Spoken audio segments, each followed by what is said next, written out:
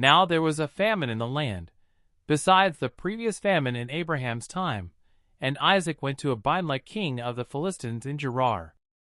The Lord appeared to Isaac and said, "Do not go down to Egypt. Live in the land where I tell you to live. Stay in this land for a while, and I will be with you and will bless you. For to you and your descendants I will give all these lands, and will confirm the oath I swore to your father Abraham. I will make your descendants as numerous as the stars in the sky, and will give them all these lands, and through your offspring all nations on earth will be blessed. Because Abraham obeyed me and did everything I required of him, keeping my commands, my decrees, and my instructions." So Isaac stayed in Gerar.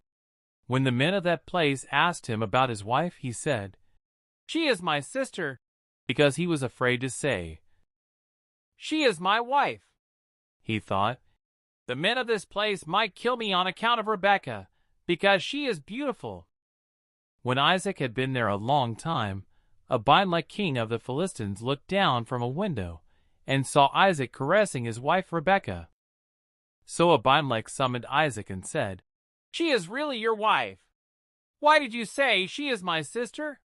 Isaac answered him, "Because I thought I might lose my life on account of her." Then Abimelech said, "What is this you have done to us?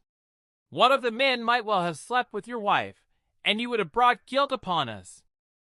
So Abimelech gave orders to all the people, "Anyone who harms this man or his wife shall surely be put to death." Isaac planted crops in that land, and the same year reaped 100-fold, because the Lord blessed him. The man became rich, and his wealth continued to grow until he became very wealthy.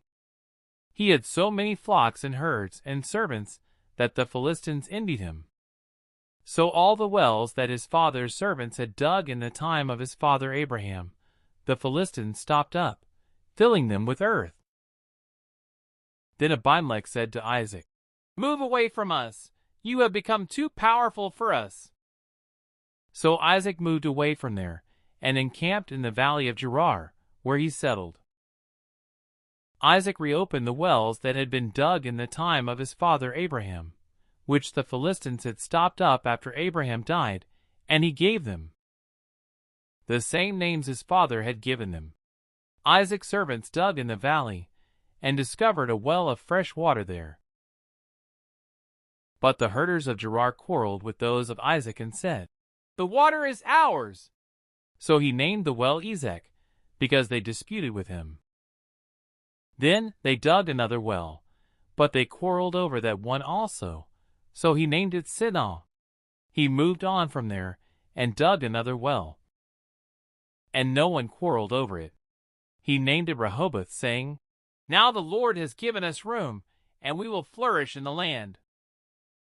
From there he went up to Beersheba. That night the Lord appeared to him and said, "I am the God of your father Abraham. Do not be afraid, for I am with you. I will bless you, and will increase the number of your descendants for the sake of my servant Abraham." Isaac built an altar there, and called on the name of the Lord. There he pitched his tent, and there his servants dug a well. Meanwhile, Abimelech had come to him from Gerar, with Ahuzzath his personal adviser, and Phicol the commander of his forces. Isaac asked them, "Why have you come to me, since you were hostile to me, and sent me away?" They answered, "We saw clearly that the Lord was with you. So we said, there ought to be a sworn agreement between us and you. Let us make a treaty with you, that you will do us no harm, just as we did not harm you, but always treated you well, and sent you away peacefully. And now you are blessed by the Lord." Isaac then made a feast for them, and they ate and drank. Early the next morning the men swore an oath to each other. Then Isaac sent them on their way, and they went away peacefully. That day Isaac's servants came and told him about the well they had dug. They said, "We've found water." He called it Sheba, and to this day the name of the town has been Beersheba. Jacob takes Esau's blessing. When Esau was 40 years old, he married Judah, daughter of Beri the Hittite, and also Basemath, daughter of Elon the Hittite. They were a source of grief to Isaac and Rebekah.